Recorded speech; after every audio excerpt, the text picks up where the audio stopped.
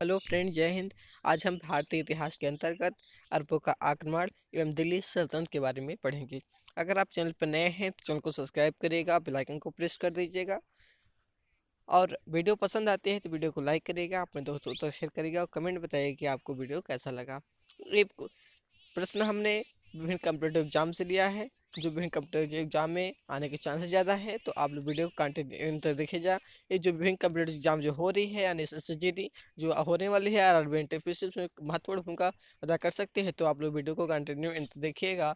अपने दोस्तों तक ज़्यादा से ज़्यादा शेयर कर दीजिएगा ताकि उनका भी हेल्प हो सके। ज़्यादा न करते हुए प्रश्नों की तरफ चलते हैं। पहला प्रश्न है, भारत पर आक्रमण करने वाला प्रथम मुस्लिम शासक की बात हो रही है। यानी सर्वप्रथम जो भारत में जो मुस्लिम शासक आक्रांता था कौन था, तो मोहम्मद बिन कासिम था। इन्होंने सर्वप्रथम भारत पर आक्रमण किया था। मोहम्मद बिन कासिम ने सिंध पर विजय कब प्राप्त किया था, तो 712 ईस्वी में मोहम्मद बिन कासिम ने सिंध पर विजय प्राप्त किया था।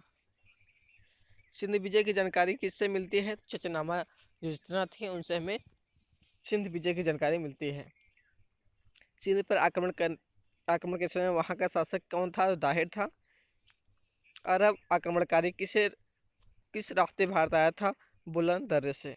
अरबवासियों के भारत पर आक्रमण करने का मुख्य उद्देश्य क्या था, धन लूटना तथा इस्लाम का प्रचार प्रसार करना था।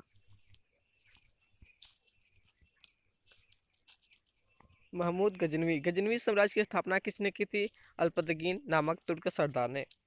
सुबुक्तदीन अल्पतगीन का कौन था, गुलाम एवं दामाद था जो सुबुक्तगीन अल्पतगीन था। सुबुक्तगीन गजनवी की राजधानी जो सुबुक्तगीन गजनी की राजगद्दी पर कब बैठा, 977 ईसा पूर्व में। सुबुक्तगीन का उत्तराधिकारी कौन हुआ, मोहम्मद गजनवी। सुबुक्तदीन के शासक काल में गजनवी कहाँ का शासक था, खुरासान का। महमूद गजनवी को राजगद्दी के लिए किससे संघर्ष करना पड़ा, अपने भाई इस्माइल से। महमूद गजनवी गद्दी पर कब बैठा, 977 ईस्वी में। महमूद गजनवी किस वंश का था, तो यामनी वंश का। महमूद गजनवी ने बगदाद के खलीफा कादिर से किस पद की मान्यता प्राप्त की थी, सुल्तान की। महमूद गजनवी ने बाद में प्रथम आक्रमण किस राज्य के विरुद्ध किया था, हिंदू शाही जो कि ब्राह्मण शाही था, यानी ब्राह्मणों के विरुद्ध। हिंदू शाही राज्य की राजधानी क्या थी, उद्भांडपुर, यानी वह हिंद थी। महमूद गजनवी ने भारत पर कितनी बार आक्रमण किया, 17 बार आक्रमण किया था। महमूद गजनवी का प्रथम आक्रमण कब हुआ, 1000 से लेकर 1001 के बीच में इन्होंने आक्रमण किया था। किस हिंदू शाही राजा को महमूद गजनवी ने पराजित किया, जयपाल को। जयपाल के बाद गद्दी पर कौन बैठा, आनंदपाल। वह हिंद का युद्ध किसके बीच लड़ा गया, तो महमूद गजनवी और आनंदपाल। महमूद गजनवी ने मुल्तान को कब विजित किया था, यानी कब जीता था, 1006 में। महमूद गजनवी ने कन्नौज पर आधिपत्य किया था 1018 में। महमूद गजनवी ने कौन सी उपाधि धारण की थी, यामिन उल दौला एवं यामिन उल मिला की उपाधि उन्होंने ली थी। महमूद गजनवी ने सोमनाथ पर आक्रमण 1025 में किया था। महमूद गजनवी ने सोमनाथ की मूर्तियों के टुकड़े को कहाँ के मस्जिदों की सीढ़ियों में लगवाया था, मक्का, मदीना और गजनी के। महमूद गजनवी की मृत्यु कब हुई, 1030 ईस्वी में। महमूद गजनी के दरबारी इतिहासकार की बात करें तो उत्तवी थे। किताब उल यामनी की रचना किसने की थी, उत्तवी ने। शहनामा की रचना किसने की, फिरदौसी ने। किताब उल हिंद की रचना किसने की, अलबर्नी ने। अलबर्नी किसके शासनकाल में इतिहासकार था, अलबर्नी का पूरा नाम क्या था, तो महमूद गजनवी। महमूद गजनवी ने कहाँ विश्वविद्यालय स्थापित किया, गजनी में। सोमनाथ आक्रमण के समय महमूद गजनवी लगभग कितने हिंदू का कत्ल किया था, 50,000 लगभग। अपने को बुद्ध किसान कहता था महमूद गजनवी, यानी मूर्ति भंजक। महमूद गजनवी का भारत में अंतिम आक्रमण किसके विरुद्ध होता है, जाटों के विरुद्ध। हिंदू शाही राज्य का कौन सा शासक तुर्कों से बार बार पराजित होने के कारण आत्मदाह कर लिया था, तो जयपाल था वो। किसने एक तरफ संस्कृत मुद्रा लेख के साथ चांदी के सिक्के निर्गत किए, महमूद गजनवी। मोहम्मद गोरी के बारे में देख लेते हैं आप। भारत में तुर्क राज्य की स्थापना करने का जो श्रेय जाता है वो मोहम्मद गोरी को जाता है। मोहम्मद गोरी का पूरे नाम की बात करें तो शिहाबुद्दीन उर्फ मुइजुद्दीन मोहम्मद गौरी। भारत में मोहम्मद गौरी की प्रथम पराजय किससे होती है? गुजरात के चालुक्य शासक मूलराज द्वितीय से होती है। मूलराज द्वितीय ने मोहम्मद गौरी को कब पराजित किया था? 1078 में। मोहम्मद गौरी ने सबसे पहले किस पर आक्रमण किया था? मुल्तान पे 1175 में से किया था। तराइन का जो प्रथम युद्ध था 1191 ईस्वी में किनके बीच होता है? मोहम्मद गौरी एवं पृथ्वीराज चौहान तृतीय के बीच होता है।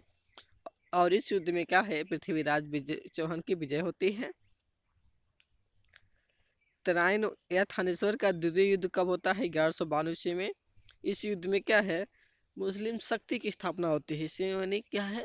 तराइन का जो द्वितीय युद्ध होता है उसमें मोहम्मद गौरी की विजय होती है और पृथ्वीराज चौहान तृतीय की हार हो जाती है। और यहीं से क्या है? मुस्लिम शासन की जो शक्ति है भारत में स्थापित होती है। मोहम्मद गौरी के किस दास ने बंगाल एवं बिहार पर विजय प्राप्त किया था? बख्तियार खिलजी। मोहम्मद गौरी की मृत्यु किस वर्ष हुई? 1206 ईस्वी में। किस युद्ध में मोहम्मद गौरी ने कुतुबुद्दीन ऐबक की असाधारण वीरता से प्रभावित होकर उसे अपने भारतीय प्रदेश का सूबेदार नियुक्त किया? तराइन का जो दूसरा युद्ध हुआ था। इसी में कुतुबुद्दीन ऐबक ने अपनी महत्वपूर्ण भूमिका अदा की थी, इसलिए कुतुबुद्दीन ऐबक उससे प्रभावित होकर उसे भारतीय जो शासन था, जो भारतीय प्रदेश में जीता था, वहाँ का उन्होंने शासन नियुक्त कर दिया।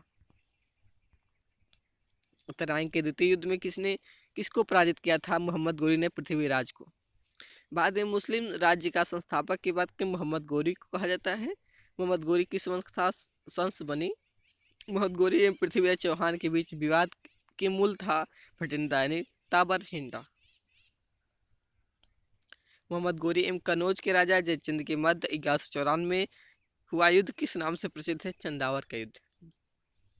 मोहम्मद गौरी का अंतिम आक्रमण पंजाब के खोखरों के विरुद्ध होता है।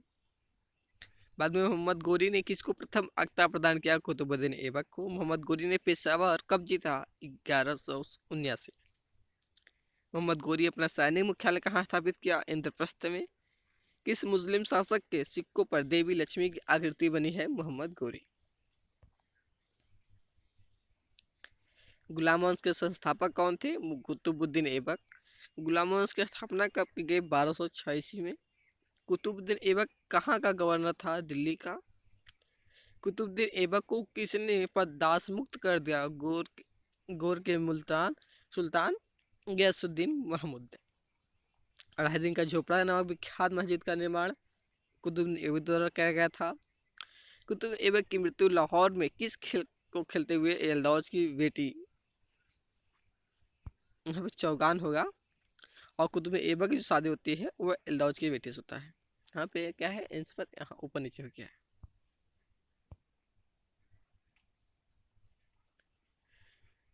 कुतुबुद्दीन ऐबक को अन्य किस नाम से जाना जाता है? लाख बख्श के नाम से। कुतुबुद्दीन ऐबक का राज्याभिषेक जून 1206 ईस्वी में लाहौर में होता है। कुतुबुद्दीन ऐबक ने अपनी बहन की शादी किससे किया? इल्तुतमिश से। कुतुबुद्दीन ऐबक को सुल्तान के रूप में कब मान्यता मिली? 1208 में। किसने कुतुबुद्दीन ऐबक को सुल्तान स्वीकार कर छत्र राज की पताका सिंहासन एवं नकारा भेंट की? गयासुद्दीन। कुतुबुद्दीन ऐबक ने गौरी के भारतीय सल्तनत में किस हैसियत से पद पर कार्य किया? मलिक एवं सिपाह सलाहकार। कुतुबुद्दीन ऐबक को हातिम द्वितीय की संज्ञा किस कारण दी गई? दानशीलता एवं उदारता के लिए। हसन निजामी एवं फरब एवं मुदव्विर को किसका सर्चा प्राप्त था? कुतुबुद्दीन ऐबक का। कुतुब मीनार कुतुबुद्दीन ऐबक ने किसकी सूची बनाया था? कुतुबुद्दीन बख्तियार काकी की याद में। कुतुबुद्दीन ऐबक का क्या अर्थ है? चंद्रमुखी।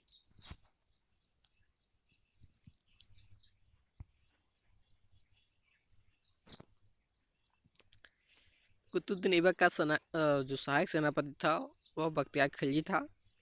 नालंदा विश्वविद्यालय को भी बख्तियार खिलजी ने खत्म किया था। कुतुबुद्दीन ऐबक को कहाँ दफनाया गया? लाहौर में, जहाँ उनका राज्याभिषेक भी हुआ था। सल्तनत काल की राजकीय भाषा फारसी थी। कुतुबुद्दीन ऐबक के पुत्र का नाम आराम शाह था। आराम शाह भी गद्दी बैठा था, सिर्फ 8 महीने तक था। आराम शाह की हत्या इल्तुतमिश ने करके और स्वयं भी गद्दी बैठ गई। 1211 ईस्वी में। इल्तुतमिश कुतुबुद्दीन ऐबक के क्या थे? गुलाम एवं दामाद थे। इल्तुतमिश का पूरा नाम की बात करें तो शम्स उद्दीन इल्तुतमिश था। सुल्तान बनने के पूर्व इल्तुतमिश कहाँ का सूबेदार था? बंदायूं का था। गुलाम चालीसा का गठन किसने किया था? इल्तुतमिश ने। कब इल्तुतमिश ने इल्दौज को तराइन के मैदान में पराजित किया? 1215 ईस्वी में। इल्तुतमिश को वास्तविक सुल्तान का दर्जा 1229 में किससे प्राप्त होता है? बगदाद के खलीफा से। इल्तुतमिश ने कौन सी उपाधि धारण की? नासिर अमीर उल मोमिन की। सर्वप्रथम शुद्ध अरबी सिक्का किसने चलवाया? इल्तुतमिश ने। कौन शासक राजधानी को लाहौर से दिल्ली स्थानांतरित करता है? तो इल्तुतमिश। ख्वाजा मुइजुद्दीन चिश्ती की दरगाह इल्तुतमिश ने बनवाया था। मध्य एशिया के मंगोलों का नेता चंगेज खां था। चंगेज खां ने भारत पर आक्रमण किया 1221 ईस्वी में। कौन अपने को ईश्वर का अभिशाप कहता था? चंगेज खां। मंगोलों के आक्रमण से भारत को किसने बचाया? इल्तुतमिश ने। इल्तुतमिश ने किसी अपना उत्तराधिकारी घोषित किया? पुत्री रजिया को। इल्तुतमिश की मृत्यु 1236 ईस्वी में हो जाती है। अमीरों ने इल्तुतमिश का उत्तराधिकारी किसे बनाया? रुकनुद्दीन फिरोज को। रजिया ने कैसी वस्त्र पहनकर जनता से न्याय मांगा? लाल वस्त्र। रजिया को कब जनता और अमीरों ने गद्दी पर बैठा? 1236 ईस्वी में। रजिया ने किसको अमीर आखुल नियुक्त किया? याकूत को। रजिया ने किसे तरहिंद का अख्तादार नियुक्त किया? अल्तुतुनिया को। अल्तुनिया को। रजिया ने किससे विवाह की? अल्तुनिया से। किसने रजिया को हिंदू डाकुओं से हत्या करा दी? बहराम शाह ने। दिल्ली सल्तनत की प्रथम तुर्क महिला शासक कौन थी? रजिया सुल्तान। रजिया ने को अपदस्थ कर तुर्की सरदारों ने किसे दिल्ली की गद्दी पर बैठाया? तो मुइजुद्दीन बहराम शाह को। सुल्तान का अधिकार कम करने के लिए कौन से नए पद का गठन किया गया? नायब नामक यानी नायब ए मलिकात। प्रथम नायक किसे नियुक्त किया गया? एदगिन को। बहराम शाह की हत्या किसने की? दिल्ली के तुर्क सरदारों ने। बहराम शाह का उत्तराधिकारी कौन बना? अलाउद्दीन मसूद शाह। मसूद शाह ने अपना अमीर हाजिब किसे बनवाया? बलबन को।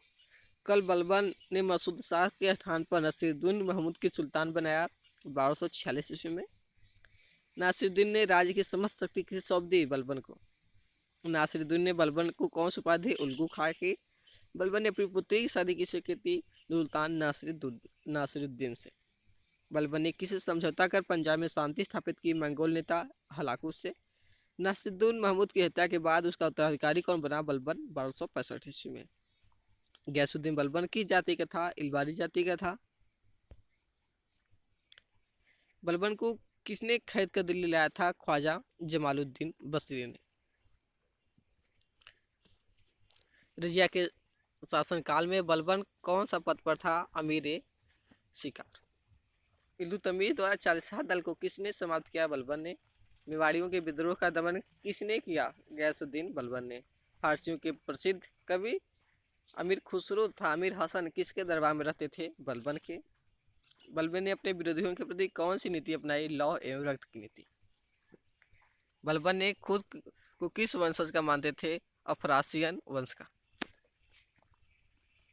बलबन की न्याय व्यवस्था कैसी थी? निष्पक्ष थी। बलबन की मृत्यु 1286 में होती है। बलबन का उत्तराधिकारी की बात करें तो कैकुकाबाद। कैकुबाद का सेनापति जलालुद्दीन फिरोज खिलजी था। कैकुबाद की मृत्यु कैसे होती है? जलालुद्दीन खिलजी ने हत्या कर देते हैं। गुलाम वंश का अंतिम शासक के बाद के शमसुद्दीन की उमर से थे। कुव्वत उल इस्लाम मस्जिद का निर्माण किसके द्वारा किया गया? कुतुबुद्दीन ऐबक द्वारा। किसने इक़्तिदारी प्रथा चलाई? इल्तुतमिश ने। कुतुबुद्दीन के कुतुब मीनार के कार्य को किसने पूरा किया? इल्तुतमिश ने। अलाई दरवाजा किसका मुख्य द्वार था? कुतुब मीनार का। किसने कुरान कहा जाता है? किसे? तो कुतुबुद्दीन ऐबक को। कुरान का ने पाठ करने वाला। इस सल्तनतकालीन शासक को मिनहाज ने हातिम माताई सेकंड के संज्ञा दी? कुतुबुद्दीन ऐबक को। दिल्ली सल्तनत का पहला सुल्तान कौन था जिसने आपके आर्थिक महत्व को समझा? इल्तुतमिश। किसने तुर्क ए चहलगामी या चालीसा दल का गठन किया था? इल्तुतमिश ने। किसके दरबार में शहजीता ने घुटनों पर बैठकर शीश नवाजा या पाबोस की परिपाटी चलाई? बलबन ने। फारसी नीति रिवाज पर आधारित नवरोज उत्सव को प्रारंभ किसने करवाया? बलबन ने। किसने कहा कि राजा धरती पर ईश्वर का प्रतिनिधि होता है? बलबन ने। और बलबन स्वयं को भी राजा का प्रतिनिधि ही समझता था। अब देख लेते हैं हम खिलजी वंश। गुलाम वंश था, अब खिलजी वंश देख लेते हैं। तो खिलजी वंश के संस्थापक की बात करें जलालुद्दीन खिलजी था। खिलजी वंश की स्थापना को किस दूसरे नाम से जाना जाता है? खिलजी क्रांति के नाम से। खिलजी किस वर्ग के थे? तो सर्वहारा वर्ग के थे। किसने कैलगढ़ी के राजमहल में अपना राज्याभिषेक किया और उसे अपना राजधानी बनाया? तो जलालुद्दीन खिलजी ने। दीवाने वकूफ सृजित करने का श्रेय दिल्ली के किस सुल्तान को है? जलालुद्दीन फिरोज खिलजी को। दिल्ली सल्तनत का प्रथम शासक कौन था जो हिंदू जनता के प्रति उदार दृष्टिकोण रखता था? जलालुद्दीन खिलजी। जलालुद्दीन खिलजी की हत्या उसके भतीजे अलाउद्दीन खिलजी ने कब कर दी? 1296 ईस्वी में। अलाउद्दीन खिलजी के बचपन के नाम की बात करें तो अली गुरशास्प था। अलाउद्दीन खिलजी को दिल्ली के तख्त पर कब राज्याभिषेक किया? 1296 ईस्वी में। किसने सिकंदर सानी की उपाधि धारण की? अलाउद्दीन खिलजी ने। सिक्कों पर तारीख लिखने की प्रथा किसने शुरू की? अलाउद्दीन खिलजी ने। किसने मद्य निषेध, जुआ खेलने एवं भांग पर प्रतिबंध लगाने दिया? तो अलाउद्दीन खिलजी ने। नुसरत खान ने हिंदू हिजड़े मलिक काफूर को कितने में खरीदा था? 1000 दिनार में। किसने 1000 दिनारी नाम से जाना जाता है मलिक काफूर को? क्योंकि 1000 दिनार में खरीदा गया था। किसने 1297 में मलिक काफूर को मालिक एवं नायब बना दिया? अलाउद्दीन खिलजी ने। अलाउद्दीन के समय मेवाड़ का शासक की बात करें राणा रतन सिंह थे। मेवाड़ को जीतने के बाद अलाउद्दीन ने उसका नाम क्या रखा? खिजदाबाद। अलाउद्दीन खिलजी के आक्रमण के समय देवगिरी का शासक कौन था? रामचंद्र देव। अमीर खुसरो किसका दरबारी कवि था? अलाउद्दीन खिलजी का। बाजार नियंत्रण प्रथा लागू की थी अलाउद्दीन खिलजी ने। दिल्ली सल्तनत का वह प्रथम सुल्तान कौन था जिसने अस्थायी सेना रखी थी? अलाउद्दीन खिलजी। जमात खां मस्जिद का निर्माण किस सुल्तान ने करवाया? अलाउद्दीन खिलजी ने। किस सैन्य शासक के दर क्षेत्र में दाग यानी घोड़ों पर हुलिया सैनिकों के पहचान का प्रचलन किया? अलाउद्दीन खिलजी ने। किसने दिल्ली के 7 सुल्तानों का शासन देखा था? अमीर खुसरो ने। अलाई दरवाजा किसने बनवाया था? अलाउद्दीन खिलजी ने। दिल्ली के प्रथम सुल्तान कौन थे जिन्होंने दक्षिण भारत को पराजित करने का प्रयास किया? अलाउद्दीन खिलजी। दिल्ली सल्तनत के कौन पहले सुल्तान ने कृषकों के साथ प्रत्यक्ष संबंध स्थापित करते हैं? तो अलाउद्दीन खिलजी। भारतीय संगीत केवल मनुष्य को अपितु पशुओं से को प्रभावित करता है। भारतीय जो संगीत है ना केवल मनुष्यों को अपितु पशुओं को भी प्रभावित करता है। यह कथन किसका था? अमीर खुसरो का था। किस शासक ने मवेशी पर कर लगाया? अलाउद्दीन खिलजी ने। अलाउद्दीन खिलजी के समय में सराय अदल किन वस्तुओं का बाजार था? वस्त्र, शक्कर, जड़ी बूटी, तेल का। अलाउद्दीन खिलजी ने कौन सा दक्षिण राज्य को खिलजी राज्य में शामिल किया? देवगिरी को। सल्तनत काल में सर्वाधिक अस्थायी सेना किसकी थी? अलाउद्दीन खिलजी की। सल्तनत काल में भू राजस्व का सर्वोत्तम ग्रामीण अधिकारी था? चौधरी। किसे तूतीय हिंद की उपाधि मिली? अमीर खुसरो को। भारत का इसे तोता कहा जाता है। एक अस्पा, 2 अस्पा का जो आरंभ था एक घोड़ा रखने वाला सैनिक, 2 घोड़ा रखने वाला सैनिक को अलाउद्दीन खिलजी ने के यहाँ प्रथा थी। सबसे अधिक बार और सर्वाधिक भीषण मंगोल आक्रमण किस सल्तनतकालीन सुल्तान के समय होता है? अलाउद्दीन खिलजी। खड़ी बोली हिंदी या आधुनिक गद्य का जन्मदाता किसे माना जाता है? अमीर खुसरो को। अमीर खुसरो को किस गायन शैली का जन्मदाता माना जाता है? कव्वाली को। किस सुल्तान ने सैनिकों को भू अनुदान के स्थान पर नगद वेतन देने की प्रथा चलाई? अलाउद्दीन खिलजी। किस सुल्तान ने सिकंदर द्वितीय की उपाधि धारण की थी? अलाउद्दीन खिलजी ने। किस सुल्तान ने के काल में खालिसा भूमि अधिक पैमाने पर विकसित हुई? अलाउद्दीन खिलजी। बाजार के अधीक्षक को क्या कहा जाता है? शाह-ए-मंडी। मलिक काफूर के बाद कौन शासक बना? शहाबुद्दीन उमर। किसने खलीफा के आदेश को नहीं माना था? मुबारक खिलजी ने। मुबारक खिलजी ने कौन सी उपाधि धारण की थी? अल इमाम उल इमाम खिलाफत उल्लाह। मुबारक खिलजी की हत्या किसने की? खुसरो शाह ने। खुसरो शाह की हत्या किसने की? गयासुद्दीन तुगलक ने। खुसरो शाह ने कौन सी उपाधि धारण की थी? पैगंबर का सेनापति।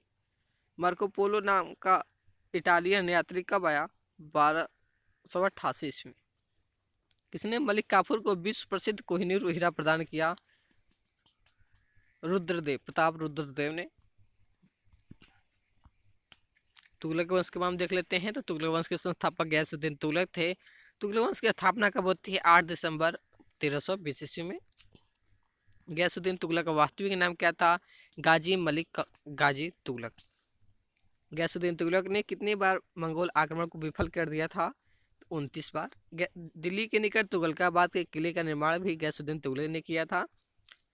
दिल्ली सल्तनत में पहली बार सिंचाई के लिए कुएं तथा नहरों का निर्माण गयासुद्दीन तुगलक ने करवाया था। गयासुद्दीन तुगलक की मृत्यु कैसे होती है? लकड़ी के महल का धराशायी होने से। अफगानपुर में लकड़ी के महल को किसने निर्माण करवाया था? गयासुद्दीन के पुत्र जौना खान ने। गयासुद्दीन की मृत्यु के बाद दिल्ली गद्दी पर मोहम्मद बिन तुगलक बैठता है। मोहम्मद बिन तुगलक का नाम ही वास्तविक नाम जौना खां था। शासक बनने के उपलक्ष्य में किसने अपना नाम अबुल मजाहिद रखा? मोहम्मद बिन तुगलक। दिल्ली सल्तनत के सभी सुल्तानों में सर्वाधिक शिक्षित विद्वान और योग्य कौन था? मोहम्मद बिन तुगलक था। मोहम्मद बिन तुगलक की शिक्षा की बात करते तो मौलाना गयासुद्दीन थे। मोहम्मद बिन तुगलक ने अपने चचेरे भाई फिरोज पद प्रदान किया नायब बारवक की। मोहम्मद बिन तुगलक का साम्राज्य कितने प्रांतों में था? 23 प्रांतों में। मोहम्मद बिन तुगलक ने पुनः दौलताबाद से राजधानी बदलकर दिल्ली कब स्थापित किया? 1335 में। किस योजना के तहत मोहम्मद बिन तुगलक ने सांकेतिक सिक्कों का प्रचलन किया? तृतीय योजना के तहत। इब्न बतूता ने किसके शासनकाल में भारत आया था? मोहम्मद बिन तुगलक के। यात्री इब्न बतूता कहाँ से आया था? मोरक्को से। फिरोज शाह तुगलक मोहम्मद बिन तुगलक का कौन था? चचेरा भाई था। उड़ीसा में पुरी के जगन्नाथ मंदिर को किसने ध्वस्त किया? फिरोज शाह तुगलक ने 1360 ईस्वी में। नगरकोट के प्रसिद्ध ज्वालामुखी मंदिर को किसने ध्वस्त किया? फिरोज शाह तुगलक ने 1361 ईस्वी में। 24 कष्टदायक करों को किसने समाप्त कर दिया? फिरोज शाह तुगलक ने। कि सुल्तान के दरबार में सबसे अधिक गुलाम थे? फिरोज शाह तुगलक। फिरोज शाह तुगलक ने न केवल 4 प्रकार का कर लेता था, वे कौन कौन है? खराज, खम्स, जजिया एवं ज़कात। फिरोज शाह तुगलक ने सिंचाई की सुविधा के लिए कितनी नहरें बनवाई थी? 5। फिरोज शाह तुगलक ने कितने बाग लगवाए? लगभग 1200। फिरोजाबाद, हिसार, फतेहाबाद, जौनपुर तथा फिरोजपुर नामक नगर किसने बसाया? फिरोज शाह तुगलक ने। फिरोज शाह तुगलक को सबसे ज्यादा कौन से नगर पसंद था? फिरोजाबाद। मेरठ और टोपरा से अशोक के तंबू को लाकर किसने दिल्ली में स्थापित किया था? फिरोज शाह तुगलक ने। फिरोज शाह तुगलक ने अनाथ स्त्रियों, विधवाओं और लड़कियों की सहायता के लिए किस विभाग की स्थापना की? दीवान ए खैरात। दासों की देखभाल हेतु फिरोज शाह ने स्थापना की थी दीवान ए बंदगान की। कि सुल्तान ने बेरोजगार को रोजगार दिया? फिरोज तुगलक। फिरोज शाह तुगलकों ने सैनिकों के वेतन किस रूप में दिया? जागीर के रूप में। सिक्कों पर खलीफा का नायब खुदवाने वाला भारत का प्रथम सुल्तान था? फिरोज शाह तुगलक। फतुहात एवं फिरोज शाही किसकी आत्मकथा है? फिरोज शाह तुगलक की। फिरोज शाह तुगलक की मृत्यु कब होती है? 1388 में। 1388 में फिरोज शाह तुगलक की मृत्यु के बाद सल्तनत का अगला सैनिक तुगलक शाह बनता है। जो अगला शासक था, तुगलक वंश का अंतिम शासक नासिरुद्दीन मोहम्मद था। तैमूरलंग ने किसके शासनकाल में भारत आया था? नासिरुद्दीन महमूद के शासनकाल में।